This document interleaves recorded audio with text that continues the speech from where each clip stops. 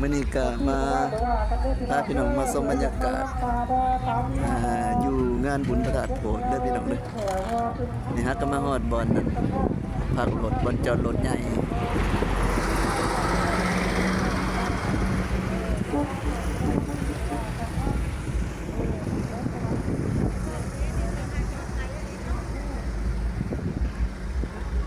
เดี๋ยวพี่น้องฮะก็มาฮอดเบื้องนี้ก็สิเป็นวงดนตรีกำลังแลนเข้ามานี่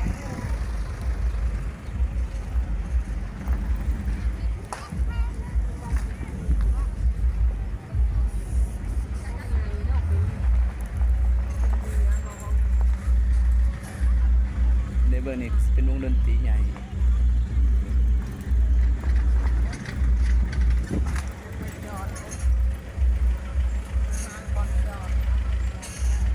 เบื้องข้างหน้าก็สิเป็นบนคล้ายเครื่องคล้ายเสื้อผ้า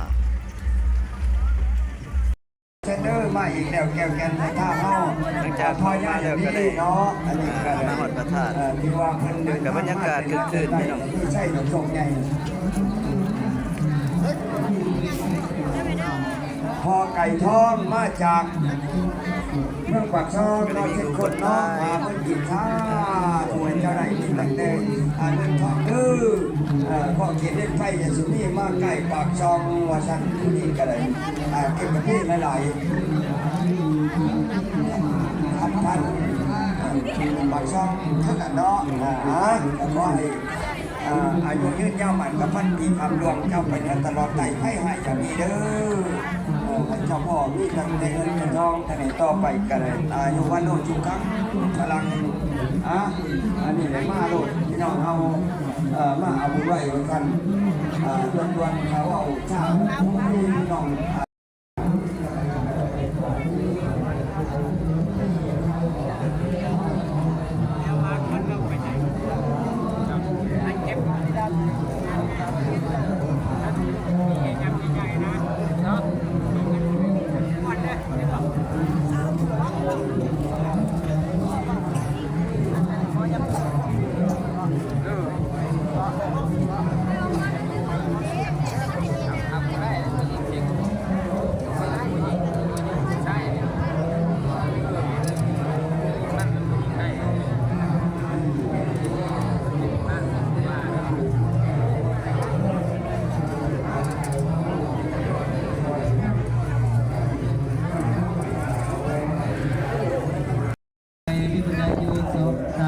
พันกี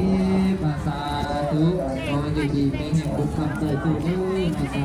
ภาษาตุไว้พระก็กลัวปล่อยมัดปล่อยเย็นน้องสายใหญ่แม่ออกเกียรติมานีสีเพียรทิมพูบ้า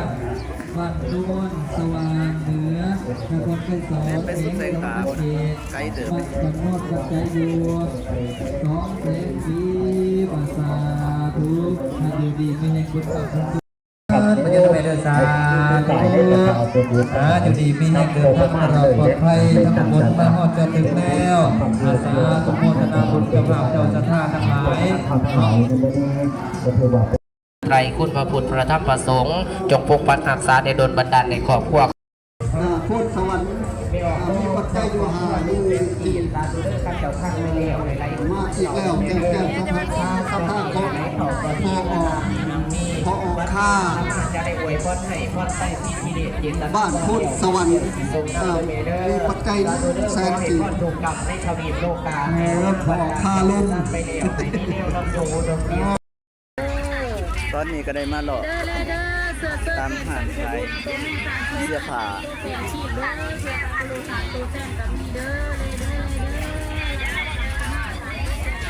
บรรยากาศค่ำแล้วพี่น้องค่ำแล้วตะเวนตกเขามาหลอกแถวหานขายเสื้อผ้าขายหมักไหม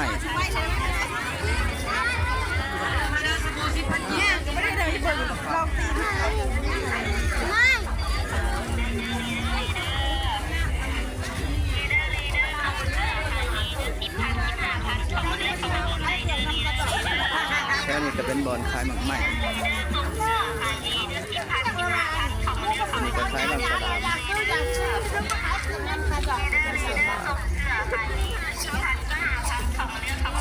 ยากาศยามแรงแล้วพี่น้อง